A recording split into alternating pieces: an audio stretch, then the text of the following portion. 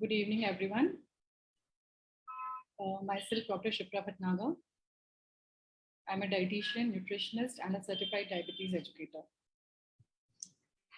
I'm really thankful to Delhi Public School for inviting me here. This is my privilege to be here and to share with you all what I've learned and practiced over a period of time. So let's start with the presentation. I'm sharing my screen.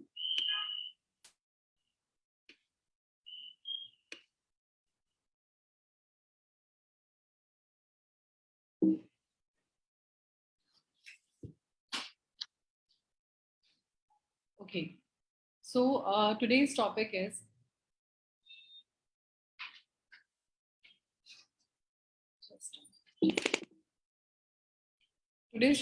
dietary habits, small changes, and big rewards.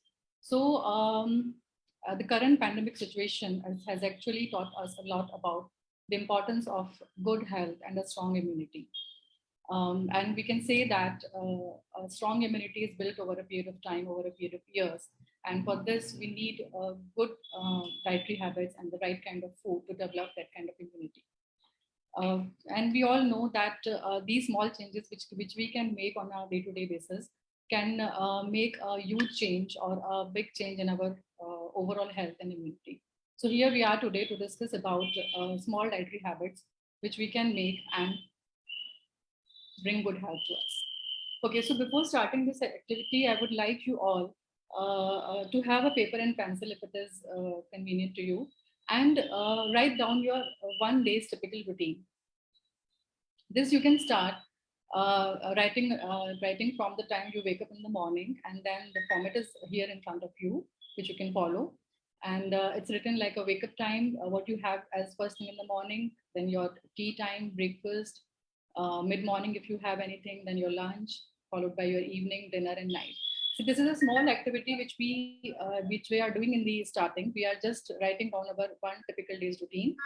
By the end of the seminar, it will help us in analyzing our daily diet, what we are eating, and what changes are required to be made in our current pattern. So it will be a kind of a handy guide for you for in the future. I'm just like waiting for a few moments for you to make this record for yourself.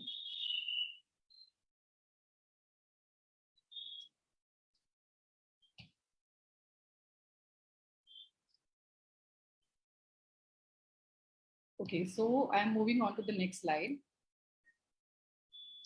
So this entire presentation I've divided into 5 basic principles of healthy lifestyle or healthy living. These principles are focus on your gut health. Gut is our intestine. Second is junk food versus functional foods. Third is rule of 80:20. The fourth one is clock of sun. And the last one is water matters.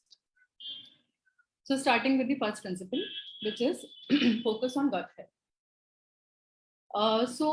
What is gut? Gut is our intestine, is our digestive system, and we are aware about a lot of microorganisms, one of which is coronavirus, which has actually created a lot of havoc in our life from last almost 1.5 to 2 years. So we feel that usually microorganisms are bad, they are not helpful for us, but this is not correct. There are many microorganisms which are good, and they are actually helpful for us, and they help us in a lot many things. And the one thing which is also very true is that most of the diseases are originated from our intestine, from our digestive system. And another thing which is also true is that our immunity or our the cure of the diseases also lies in our intestine. So we will be discussing a lot about gut health, about the good bacteria, and how it helps us in building immunity and good health. So the gut is our intestine, and it is called as second brain. Most of us are familiar with our central nervous system, which is located in the brain and the spinal cord. But we all have a second brain, which is located in our intestines, and this is called as second brain. And this second brain of ours consists of about 70% of our immune system. And it also works in a similar fashion with a lot of nerves and neurotransmitters and neurons, and it communicates with the central nervous system, and it also functions with the entire gut in contact with each other.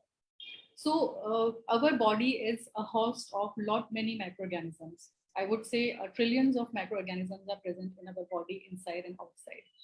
And even I can say up to this level that the number of cells which are present in our body are lesser than the number of microorganisms which are present inside and outside of our body.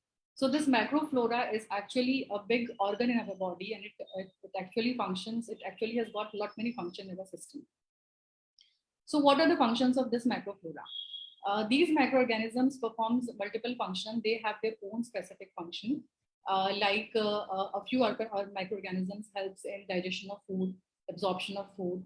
A few microorganisms synthesize a few vitamins like vitamin B12, folic acid, thiamine, niacin, pantothenic acid, and all.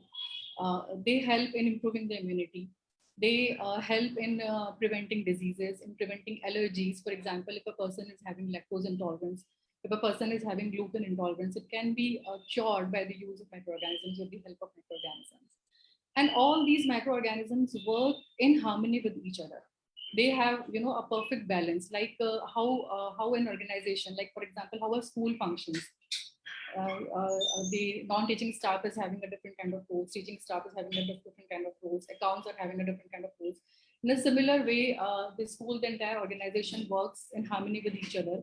In a similar way, this macroflora also works in harmony with each other, and they work in perfect balance.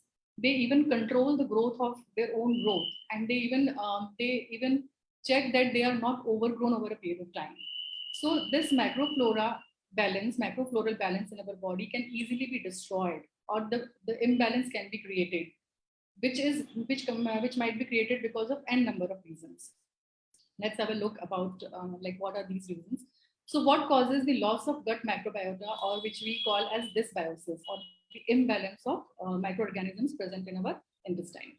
One of the reason is poor diet. Poor diet means it has got like when we have a lot of processed food, sugary items, we are not having a good variety in our diet. We are not eating fruits and vegetables, so we are not getting the required amount of vitamins and minerals. If our diet is lacking in prebiotics and probiotics, about prebiotics and probiotics we'll know more in detail in the coming up slides. And if we are having antibiotics or medicines or painkillers, you might have noticed that whenever we fall sick and we have to take an antibiotic, doctors also prescribe a multivitamin with it, because whenever we are taking these kinds of chemicals, they destroy the entire microflora of our system. And this is the reason we are prescribed with some kind of B vitamins. Then there is alcohol consumption and smoking. There is xenobiotics. So xenobiotics is a term which is used to explain the different kinds of chemicals. Say, for example, fertilizers, pesticides, the preservatives and the additives present in the food. So these kinds of different chemicals which we ingest directly or indirectly also causes a destruction of microflora present in our intestine. So once this imbalance has occurred, this dysbiosis of macroflora has occurred, what will happen, what it causes, how it damages us? So when there is an imbalance of this macroflora, it causes a growth of or a development of pathogenic bacteria, which are the disease-causing bacteria. So a host of diseases, to name them, say for example, obesity, diabetes, allergy, autoimmune disorders, cancers, hypertension, Alzheimer's. There are n number of diseases, and most of these diseases are non-communicable diseases, which is a disease because of lifestyle disorders, we call them. They occur mainly because of imbalance in our digestive system, in our macroflora. So what can we do to have this balance? How can we, have a good colony of these microorganisms in our body, so that we have got good immunity, we have got prevention of diseases and all. So like we, how we give a good feed to our brain, how we feed our brain with by reading good books, by seeing educational movies or playing good games. In a similar way, we need to rear or to grow these microorganisms in our system. For this, we have we can call that the foods that we eat plays a major role. Coming up to that. Okay, so this leads to our second principle, which is junk food versus functional foods.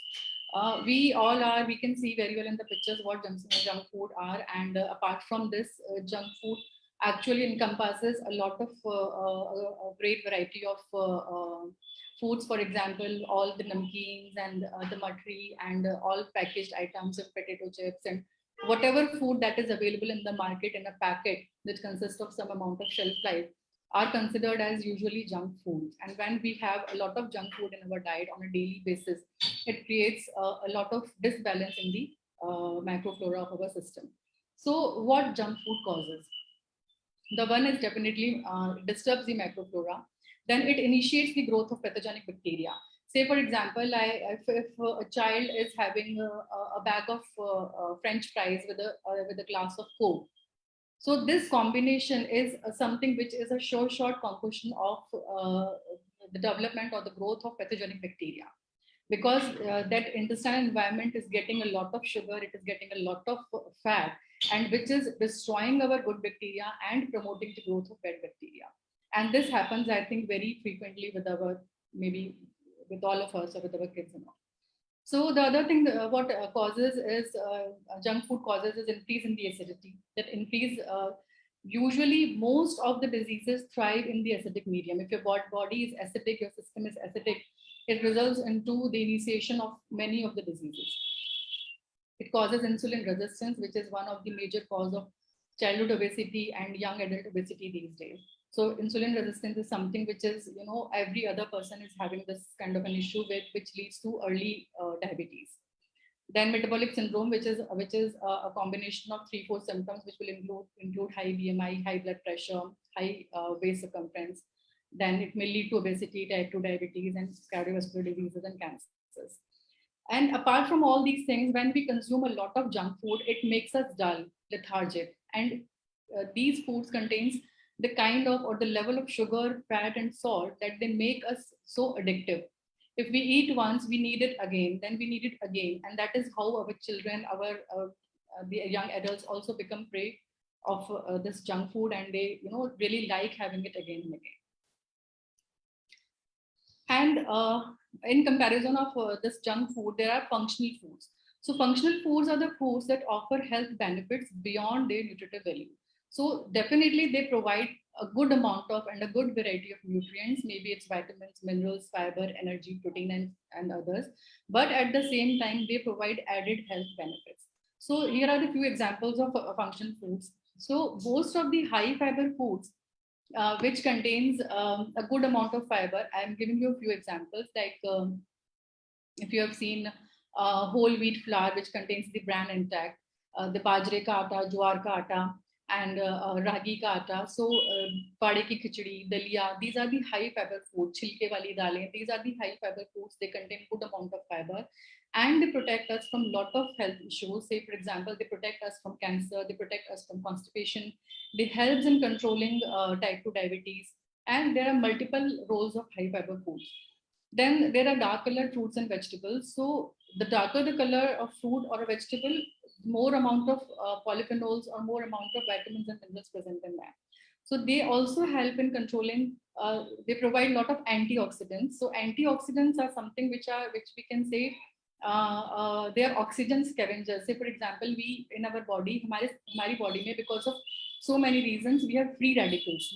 Free oxygen is available in the body. Maybe it is because of pollution, because of the junk food that we have taken, because of some internal mechanism. There's a lot of free oxygen available in the body, and this free oxygen causes a lot of damage.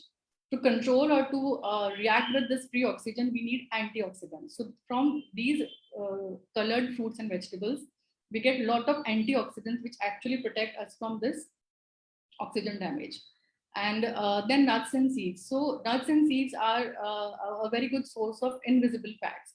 They're fat which is visible, which we use as ghee, tail, and butter at our home for cooking purpose, and which we directly getting. And then there are invisible fat which we are getting from nuts and seeds. So they're a very good source of good fatty acids, omega-3 and omega-6 fatty acids, which are good for our overall health, and we can get from nuts and seeds. Similarly, soybean has got a multiple roles. Soybean is very good for very good source of phytoestrogens, which is a plant estrogen, then it is good for cancer prevention, and has got multiple roles which we can, definitely use in different forms. Soybean can be used in different forms, but at the same time, soybean also contains a good amount of anti-nutrient factors. So it is always advisable to process soybean first and then use it. Usually we have a practice of, just buying soybean, adding it to अपना regular wheat के अंदर, गेहूं के अंदर मिला करके, and then we उसको हम चक्की में पिसवा लेते हैं and make a flour out of it to make, a high protein flour. So it is not a good practice where we are using soybean raw directly and using it and making a flour out of it, because whatever the anti-nutrients which are present in soybean are getting, directly adding into that flour, and we are eating that chapatis. So soybean definitely has to be processed first, and then only it should be used for any cooking purpose. Say for example, tofu. Tofu is a soya paneer which is processed and then made out of that soybean. So it is being processed, so it do not contains those anti-nutrition factors. Then cruciferous vegetables. So cruciferous vegetables are your cabbage, cauliflower, broccoli mainly, which we use on a day-to-day basis. And they are very good in cancer prevention. So they are very helpful in weight loss also. So one must definitely have these things in their daily diet. Legumes, pulses, and beans are a very good source of fiber, proteins, and then they are very good source of vitamins and a lot of minerals. They give satiety, they give us a feeling of fullness when we have them in our meals. Then millets. I really want to emphasize on the use of millets in our diet. Millets are something which we are not really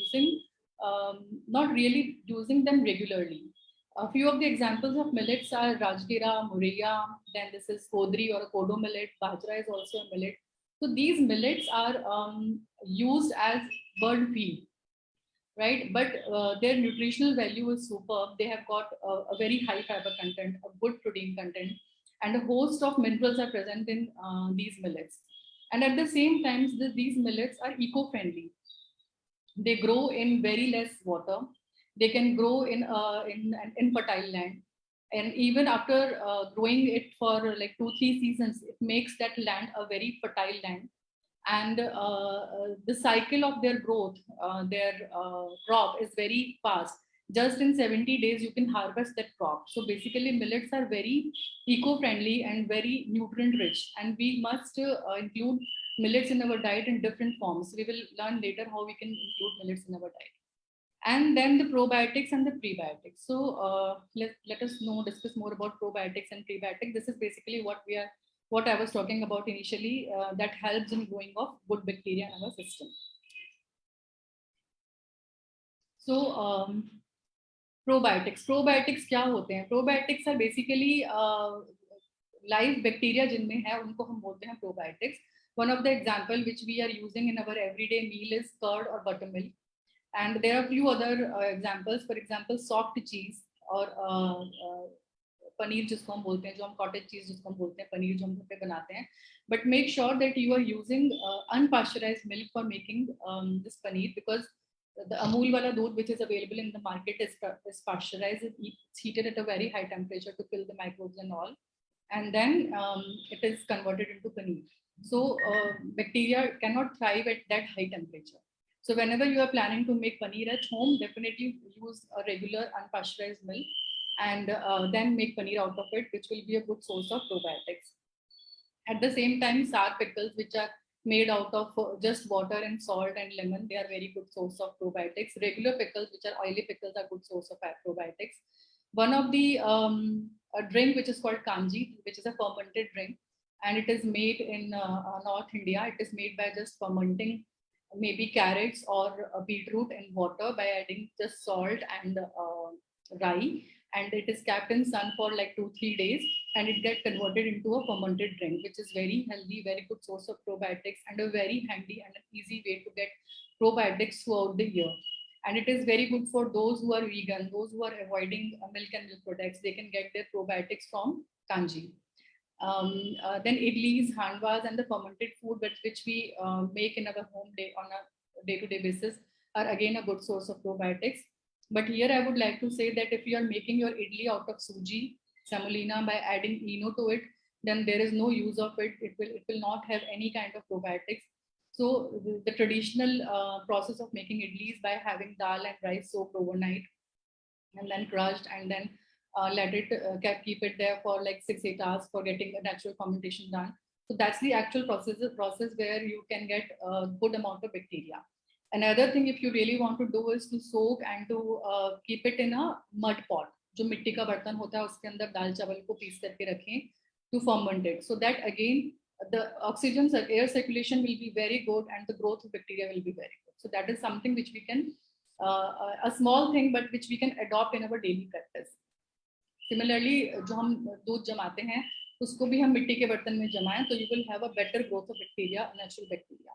Then peas are also a good source of probiotics. Okay, so what are prebiotics?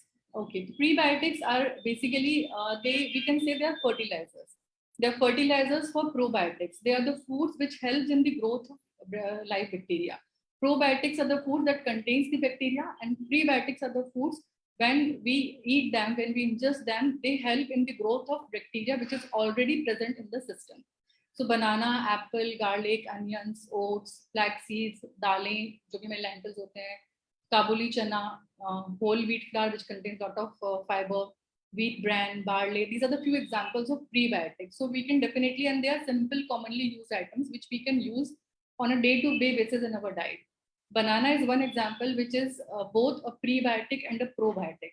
And that is why we call banana as a symbiotic, where it is providing both the things, pre and probiotic. So to summarize that, or to understand the importance of having probiotics in the diet, we can say that like for nurturing brain, we need good music, good yoga, good books and meditation. For developing muscles, we need exercise, sports, and definitely weightlifting and good nutrition. And for microbiome or for good flora, bacterial flora of our system, we need probiotics, prebiotics, and the symbiotic, which is a combination of both probiotics and prebiotics for a continuous growth of these microorganisms in our system on a day-to-day basis, which is required because they get destroyed very easily. So it should be a habit of having these probiotic in our diet on a regular basis. Now coming to the third principle of our presentation, which is follow the rule of 80:20. Okay, so when we have our diet, like we must try to have all different kinds of foods from different kinds of food groups.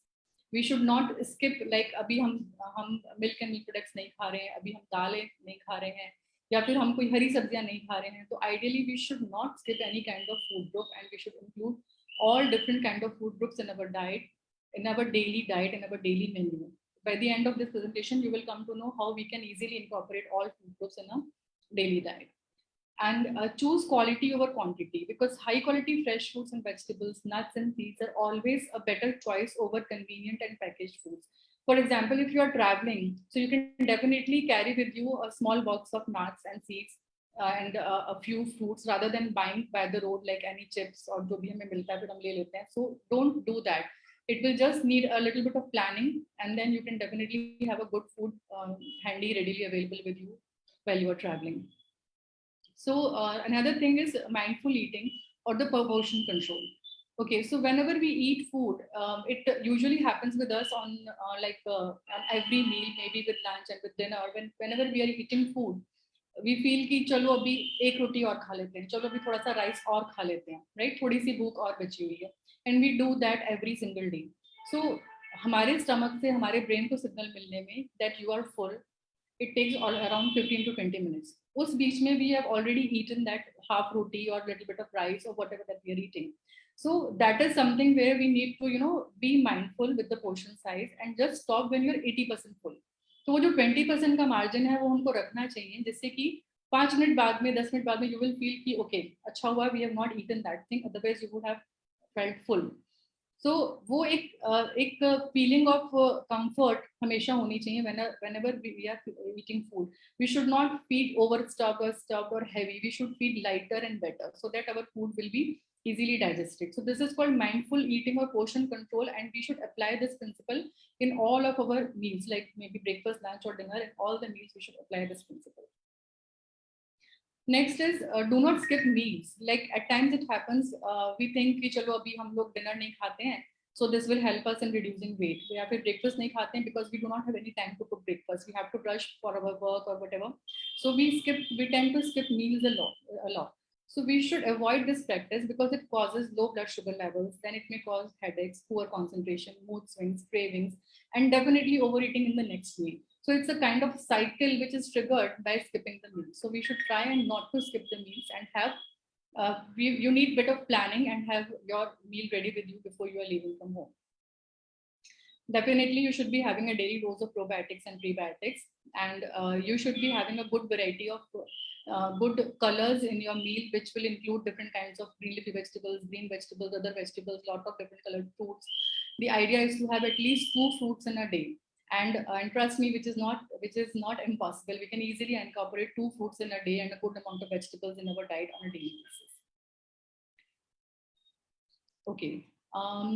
Next is these days a very common trend is of reducing weight and then reducing it through some quick fixes or some quick results. सबको चाहिए होता है कि अभी एक महीने बाद my cousin's wedding is there and I want to reduce 10 kilograms in 2 months or 15 kilograms in 3 months or 4 months.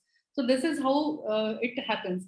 So do not fall for these kinds of quick fixes or shortcuts for weight loss. What you need to do is you have to have a proper diet, a healthy food eating pattern, which will ultimately lead to a gradual change in your lifestyle, and weight loss will automatically happen.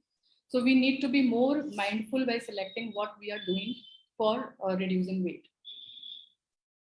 And don't look for perfection. Follow the rule of 80:20. As long as you eat healthy 80% of the time, you're probably doing fine.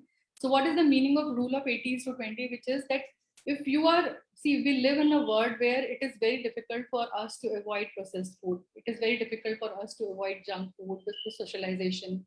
And a lot of things are traveling, a lot of things are there. It is not always necessary that we get all, healthy foods or whatever we want in our diet. It's not always possible.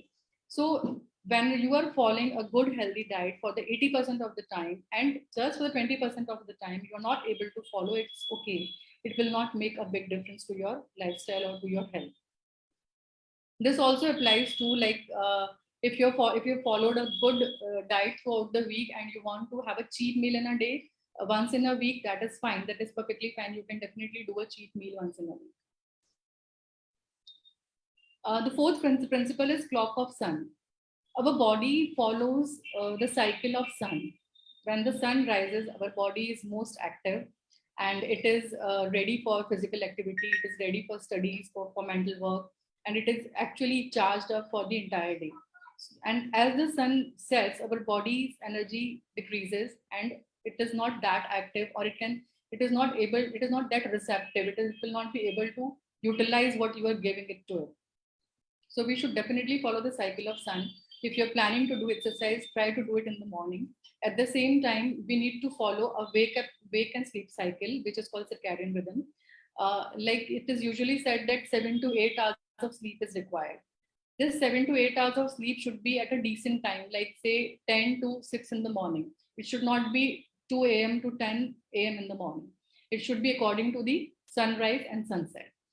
We should try to follow an inverted triangle for our dietary pattern. Your breakfast should be the largest meal of the day. Your lunch, followed by that, should be a bit smaller, and your dinner should be the lightest meal of the day.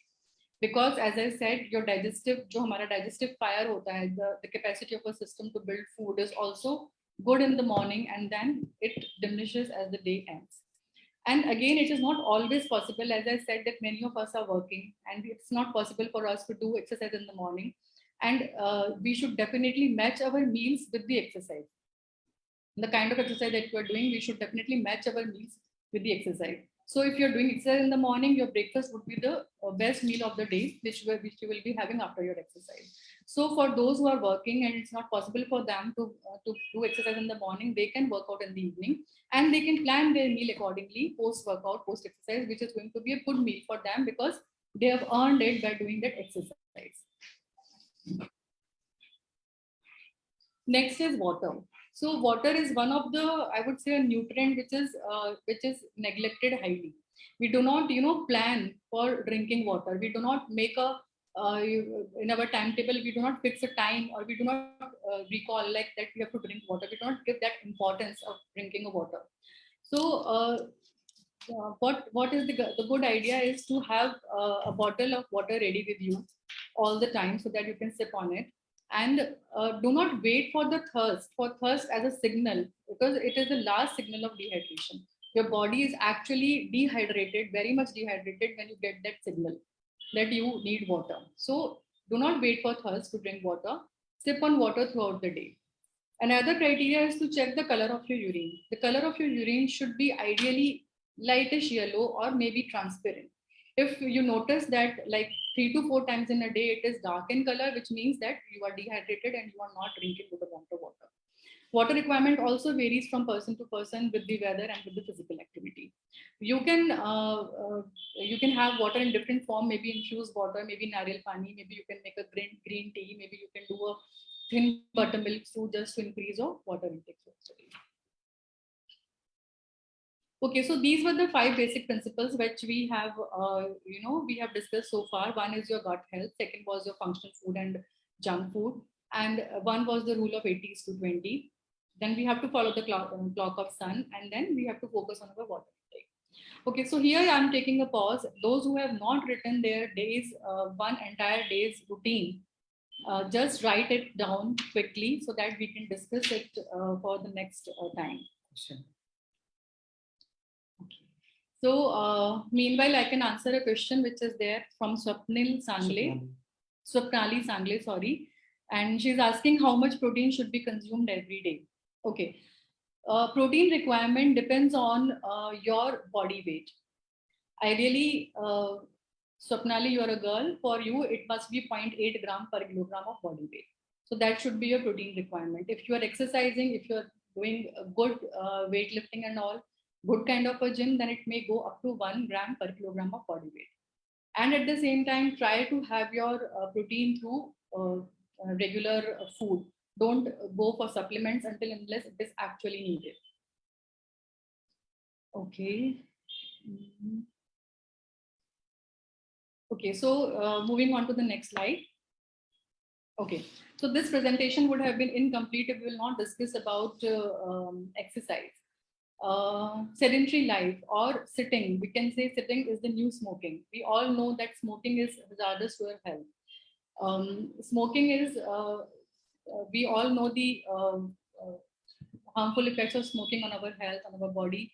Similarly, obesity is having a similar kind of effects on our body. And if we will not move, it will result into that kind of effect in the body. So you must plan, you must incorporate some kind of physical activity on a daily basis.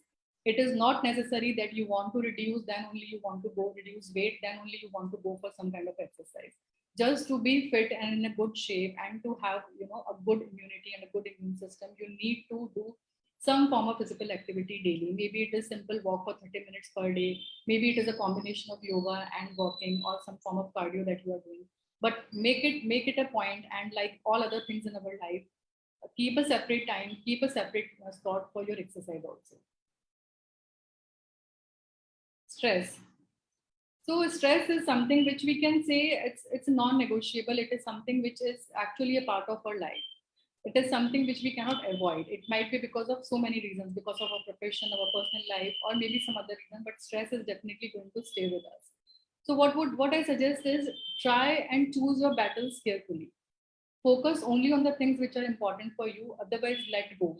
Don't overreact. Don't think on the things which are not in your control, because you have some important things, some bigger things to do. Maybe it is your health where you need to work on. So stop cribbing about small things and think about the bigger things which are ahead of you. So if you are ready with your daily routine, here I'm sharing with you a standard balanced diet chart. It is just for the reference purpose, but it is kind of something which we can all, learn and understand that how we can plan our diet, how we can include different kinds of foods in our meal.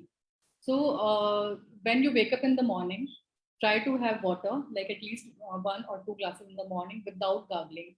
Why without gargling? Because you have some bacterial growth in your mouth.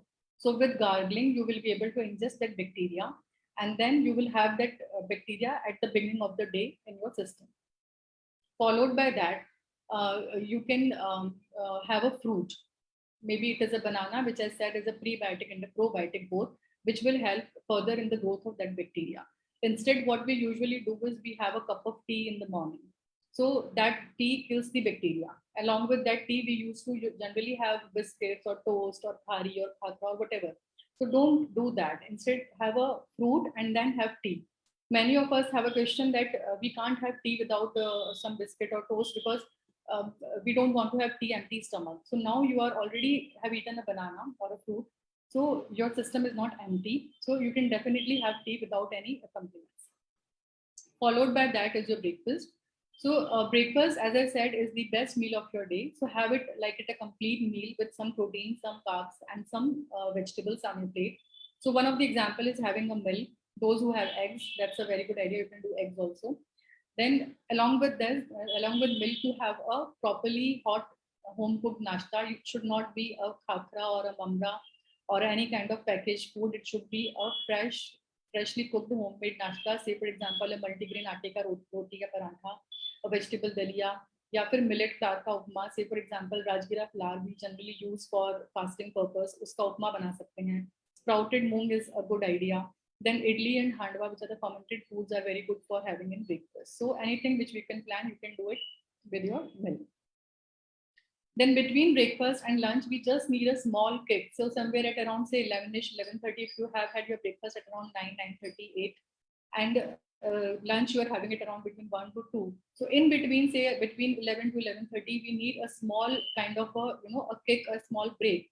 So at this time, don't go for anything which is high in calorie, because we already have had our breakfast and we are about to have our lunch. So here we need just a small filler. So that should be a little small handful of nuts हो गया, थोड़े से seeds हमने उसमें add कर लिए, which is either flax seeds, सफेद वाले तिल, maybe pumpkin seeds. So 1 teaspoon of seeds and 7-8 गिन करके बादाम, अखरोट, काजू, whatever you like, a handful of nuts you can do in the mid morning time.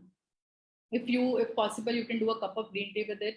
If you are at home, you are not working, and it's easy for you, you can make a raw vegetable juice, which is something I would suggest, and it's wonderful, a very good source of vitamins, minerals, enzymes, and your prebiotics. So you can definitely plan having a raw vegetable juice during the mid morning time. Don't do it in the evening because it may cause gas to some people. Then there is lunch. Lunch is usually a regular standard lunch, which is roti, sabzi, dal, and salad, which we can all have. But make sure that you have salad with your lunch, so that again you are having a good amount of fiber with your meal. Again here, if you want to incorporate more of millets in your meal, you can definitely plan having a bajre ki roti, having a jowar ki roti for lunch. You can do a multigrain chapati for lunch. At times, you can plan different kind of other options also for making lunch.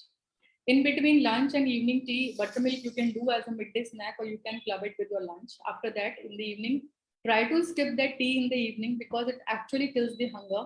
And it is the time when again your system is asking for some good healthy food, because you are actually hungry. So at that time, provide a good platter of fruits to your system, to your digestive system. And it could be any kind of a food, maybe whatever is available in the season, you can definitely have it. So all fruits are good. There should not be any questions about any kind of fruits, because all fruits are good and healthy. So no doubt for fruits, whatever food you like, you can have it. And then come the dinner. Dinner, ideally, as we have discussed, it's going to be the last meal of the day. So I keep it lighter. Just having a vegetable soup and a bowl of khichdi, dalia, millets ka pulao bana liya, oats ka upma hai, millet dosa hai, ragi ka dosa, moong dal ka chila. These are different examples which you can definitely do for dinner. Try not to go for the fancy items. Maybe it is heavy pav bhaji or chana puri or something like that. If you want to have these things, you can definitely have them, but have them for lunch and try to restrict them to once or twice in 10 days. So in a nutshell, this is a structure of a balanced diet. And apart from this, definitely we should focus on a good amount of water intake throughout the day. And we should definitely focus on giving 30 to 45 minutes of good exercise to us. Okay, so this is your choice if you want to remain at the same old way, or you want to try something new. Because if you will never change your life unless you change something to do daily. Thank you. 2 more questions. Okay, so we have one more question. Parikshit, which is a better way to lose weight, low carb diet or low calories diet? Okay. So Parikshit, it's a good question. Low carb diet and low calorie diet is more or less a similar kind of a thing. definitely whenever you want to reduce weight, you should definitely restrict the calories. But from where the calories are coming, this is important. So carbs can be restricted, but only to a certain extent, because carbs are the backbone of our diet. We cannot live without carbs. If I would suggest that if you do exercise, if you want to reduce weight, you devote good time in exercise and follow that with a good carb meal, right? And that will help in reducing weight. If you do good exercise and if you don't do carbs, it will not really help in weight loss, and it is not going to be your lifestyle. Because in our Indian diet, we have carbs in all the three meals: breakfast, lunch, and dinner. This is our pattern. So carbs are good; they are not bad. But the kind of carb that we are eating is important. So calorie restriction is good, but carbohydrate restriction is not really required. Okay. There is one more question from Khushi. Hunger and speed of eating for kids depends on food. They ignore the healthy food. How to regulate the digestive system? Hunger and speed of eating for kids depends on food. Okay, it is a very common thing, Khushi, that kids usually avoid eating food in general. We won't say healthy food because usually kids follow what we are doing. See, if we are eating healthy, definitely they will follow that thing only. If you are eating fruits in front of the kid, they will follow you and they will also start eating food. If you are eating a packet of chips, they will also eat a packet of chips. So it depends on us that how healthy habits we inculcate in our kids since beginning, right? So if you can try it starting from today itself, you try bring change in your food habits also. By observing you, they will also adapt those good habits and they will gradually start eating food. And I would suggest this thing that to all the mothers, that this is really important because these days we see lot many cases of childhood obesity, and kids are actually not interested in eating home cooked regular food. They want all the time, they want some kind of pizza or burgers or any kind of junk food all the time. And as I said, that these junk food are so addictive कि उनको खाने के बाद में ना there is a lot of craving, and that craving is again for that junk food only. So it's like a kind of kick. जैसे वो drug addiction होता है, वैसे वैसे junk food का भी addiction होता है. And at that time they will completely refuse eating a regular home cooked food. So try to develop these good habits of having them a regular home cooked food since beginning, and they will start eating gradually. Maybe you need, just to push them a bit on the meal timings. They will eat that.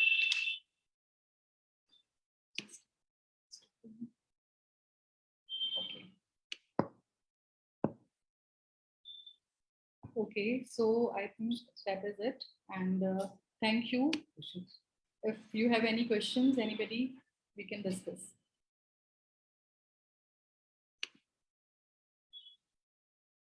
Okay, there is one question: how to calculate ideal body weight and then calorie requirement. Okay, so a simple way of calculating ideal body weight is uh, to know your height in centimeters and then minus your height from 100. Say, for example, if your height is 170 centimeters and you minus this from 100, you will get 70. So 70 will be your ideal body weight. And then your calorie requirement depends on lot many factors, which includes your exercise also. So that will be calculated accordingly. Okay, do we have any other questions? Okay, so thank you so much, everybody. Thank you once again.